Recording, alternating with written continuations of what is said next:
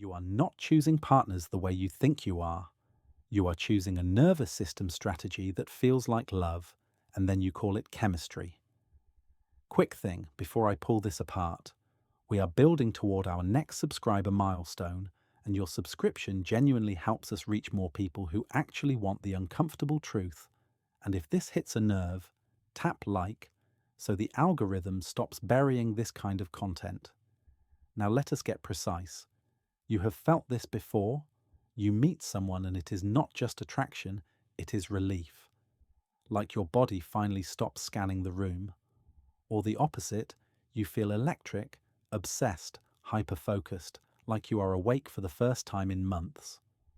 Most people call that fate, and I think that is the most expensive misunderstanding in modern relationships, because relationships are not just about love, they're also about regulation, identity, and status.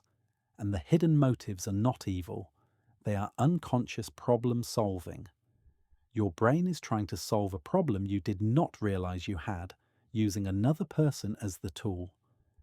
Here is the first hidden motive, and it is going to sound cold until you recognize it in your own life. A huge amount of romantic attraction is not attraction to the person. It is attraction to the state you become in their presence. Think about this for a second. Two people can date the same person and report completely different experiences. One says they are calming, stable, safe. The other says they are distant, boring, cold. Same behavior. Different nervous systems reading it like a threat or a sedative. The mechanism behind this is co-regulation. Your nervous system is constantly trying to return to baseline. In childhood, you borrowed an adult nervous system to do that. As an adult, you still borrow. You just call it love. If you grew up in chaos, calm can feel like emptiness. If you grew up around emotional unpredictability, your brain learned to treat intensity as information. So when a partner is inconsistent, part of you reads it as meaningful. Not because you are stupid, but because your prediction system is trained on volatility. This is why some relationships feel like home, even when they are objectively bad. Home is not morality. Home is familiarity. Home is what your brain can predict. Now here is where it gets interesting. People think they are choosing the same type because they are unlucky. But what I have observed is more specific. You repeat not a person type, but a regulation pattern. You are chasing the same emotional weather because your body believes that weather is survivable. Let me show you what I mean in real life. You say you want someone emotionally available, but when you meet them you feel nothing. So you go back to the person who makes you wait 3 hours for a text because the waiting creates an arousal spike. Dopamine does not only respond to pleasure, it responds to uncertainty. Intermittent reinforcement is the same schedule that makes slot machines addictive, and it is also the schedule of the hot and cold partner. So if you have ever said, "I cannot stop thinking about them," ask yourself a more brutal question. Is that love? Or is that variable reward hijacking your attention? Stay with me, because the next motive is even more hidden, and it explains why people sabotage relationships right when they start getting good. The second hidden motive is what I call identity maintenance. You do not just date to be loved. You date to stabilize a story about who you are. Your identity is not just your personality. It is your internal contract with reality. And relationships threaten that contract constantly. If your story is, "I am the responsible one," you will be drawn to people who make you feel responsible. If your story is, "I am hard to love," you will unconsciously test people until they fail, because a partner who actually stays forces you to update your identity. And updating identity is metabolically expensive. It is easier to be miserable in a familiar story than free in an unfamiliar one. Notice the pattern here. When someone treats you better than your self-concept allows, you often experience it as pressure, not comfort. You get suspicious. You look for the catch. You start picking fights, not because you want drama, but because your brain is trying to restore congruence between how you see yourself and how you are being treated. There is research adjacent to this in self-verification theory. People tend to seek feedback that confirms their existing self-views, even negative ones, because predictability feels safer than contradiction. And in relationships, that means you may prefer a partner who reinforces your old identity over a partner who challenges it with care. This is why compliments can make you anxious. It is not that you hate kindness. It is that kindness creates cognitive dissonance. Your mind has to choose. Do I revise my self-image, or do I devalue the source?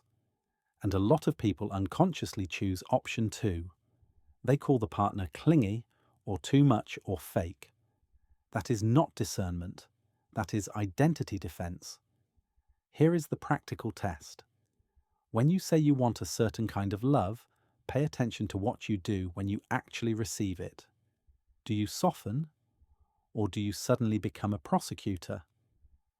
Now watch what happens when we connect this to the third motive, because this one is not about feelings at all. It is about power, and it runs quietly under almost every couple dynamic. The third hidden motive is what I call control through dependency calibration. People rarely want to control their partner directly. They want to control their own exposure to being hurt. So they calibrate how dependent they become, and they calibrate how dependent you become. In game theory terms, every relationship contains an ongoing negotiation about leverage, not in a cartoon villain way, in a survival way. Who needs whom more? Who is more replaceable? Who can walk away? And before you get offended, notice how automatic this is. If you are the one who always initiates plans, you are also the one signaling higher dependence. If you are the one who never defines the relationship, you keep optionality. If you are the one who withholds affection after conflict, you are using withdrawal as a bargaining chip. Again, not always consciously, but it is behavior with a strategic function. Here is what makes this psychologically slippery.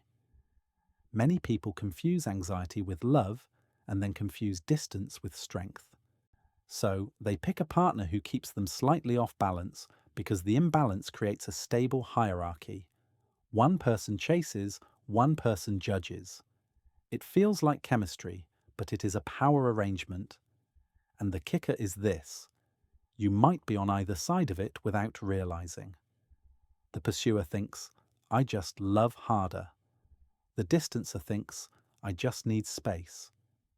But the system they create together is, one person carries uncertainty, the other person carries authority.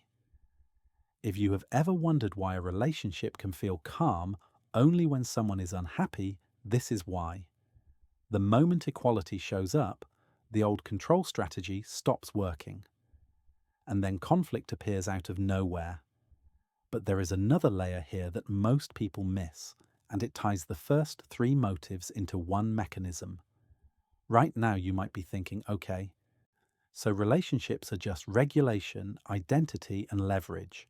That sounds bleak, but flip it. This is not cynicism. This is precision. Because once you see the mechanism, you stop moralizing everything and you start diagnosing the actual system you are living in. Here is the midpoint reframe that changes everything. Most relationship conflict is not about the topic you are arguing about. It is about whose nervous system gets to set the temperature of the relationship. Let me say that again more plainly. Couples do not fight about dishes. They fight about whose sense of safety is in charge. One person needs closeness to feel safe. The other needs autonomy to feel safe. Those are 2 safety strategies colliding, and each strategy feels like love to the person using it. So when someone says, if you loved me, you would text back faster, what they are really saying is, my nervous system is activated and I am asking you to regulate it for me. And when the other person says, if you loved me, you would stop being controlling, what they are really saying is, Your regulation strategy is threatening my identity and my autonomy. Notice how neither person is crazy. They are just running different survival software. Now, I want to add a fourth motive that is less talked about because it is embarrassing, but it explains a lot of modern dating behavior. People also choose relationships to outsource their attention. In a world where you can scroll forever, attention has become the scarce resource. A relationship can function like an attention anchor. When your life feels directionless, romantic intensity gives you a storyline. It gives you a problem to solve. It gives you a reason to wake up and check your phone. The partner becomes a personal algorithm that keeps your mind occupied. This is why some people feel empty after a breakup, even if the relationship was mediocre. They did not just lose a person. They lost an attentional structure. Their mind now has to face the unstructured parts of their life again, the parts the relationship was masking, and this creates a very specific hidden motive. You are not afraid of being alone. You are afraid of being unoccupied with yourself. So you jump into something new, not because you healed, but because you need a new object to organize your attention. You call it moving on. It is more like attention substitution. Okay, now you have four motives: regulation, identity maintenance, leverage calibration, and attention outsourcing. The question becomes, how do you use this without turning into a paranoid person who analyzes every hug? Here is the synthesis. The hidden psychological engine of most relationships is what I call the three-account model. You and your partner are constantly making deposits and withdrawals in three separate accounts, and most couples only talk about one. Account one is safety. Do I feel emotionally safe with you? Can my nervous system settle around you? This is not romance. This is physiology. Tone of voice, predictability, repair after conflict, even how quickly someone moves towards you after distance, these are safety signals. Account two is selfhood. Do I get to be a coherent version of myself with you? Or do I have to perform, shrink, or become a role? This is where identity maintenance shows up. If being with someone requires you to abandon parts of yourself to keep the peace, you will eventually resent them even if they are kind. Account three is status and leverage. Do I feel chosen without feeling trapped? Do I feel desired without feeling owned? This is where power dynamics hide, not in domination, but in who can risk more, who can ask for more, who feels replaceable. A healthy relationship is not one where all three accounts are always positive. That is fantasy. A healthy relationship is one where you can name which account is overdrawn and repair it without turning it into a character assassination. So next time you feel the urge to pick a fight, pause and ask, which account is actually threatened right now? Is it safety, selfhood, or status? Because if you argue about the wrong account, you never fix the real problem. You just create noise. And here is the part most people never learn. Your type is often just the fastest way you know how to balance those three accounts. The problem is that fast strategies are usually old strategies. Your nervous system chooses familiarity, your identity chooses consistency, and your leverage strategy chooses protection. That trio can look like passion, but it is often just a well-practiced loop. If you want one concrete move that changes your dating life immediately, it is this. Stop asking, how do I feel around them? And start asking, what does my mind start doing around them? Do you start scanning for signs? Do you start performing? Do you start negotiating your worth? Those are tells. They reveal the hidden motive that got activated. Because when it is genuine, stable connection, your mind does not get louder. It gets quieter. Not numb, not bored, quieter. More you, more present, less strategy. So I will close where we started. You are not choosing partners the way you think you are. You are choosing a system, and once you can see the system, you stop confusing intensity for intimacy. If this changed how you see your own relationships, tell me in the comments which account you tend to overdraw: safety, selfhood, or status. And here is the question I want to leave you with. The next time you feel chemistry, will you ask whether it is love or whether it is your oldest survival pattern asking to be repeated?